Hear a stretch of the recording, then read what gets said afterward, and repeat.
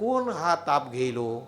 संसार आहे, घर आहे, प्रपंच आहेत, मुलं बाळ आहेत, यांना सोडून देवा तुझ्या भक्तीच्या नांदी लागू दे असे म्हणणारे किती मिळतील. देवा मला आता हेच करू दे, उद्यापासून टाळ अडकवील, जिथं जिथं सप्ताह असेल तिथंच जाईल आणि तुझी भक्ती करेल. किती जणांना जमेल?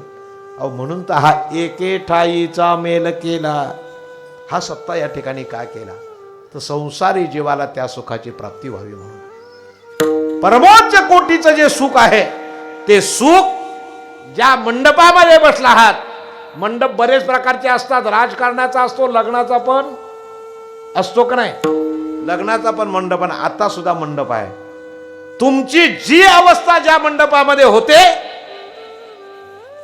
ते त्या मंडपाचं किंवा त्या सभागृहाचं किंवा तिथल्या अवस्थेचं ते वर्णन आहे. एकदा का बेंजोची तार छेडली ना की म्हातारी पण डोलायला लागते, तोही मंडपच असतो.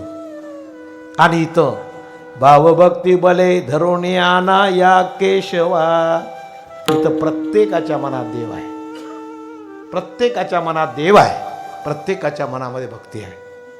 म्हणून हे जे सामर्थ्य आहे ते देवाकडे नाही. देव तुम्हाला देईल, सगळ्यांना दिलं आणि सगळ्यांना फसवलं, ही देवाची व्याख्या आहे. पण माझे संत तसे नाहीत. ज्यांनी दिलं ना, ज्याला संतांनी दिलं ना, ते या जन्म मरणाच्या फेऱ्यांतून चुकले.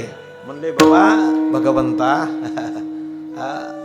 हे माझ्या संत माय बापा काय करा, मला बाजूला कुठे टाकू नका, मला बाजूला सोडू नका. मग काय करा? तुमच्या पायाच्या आधारे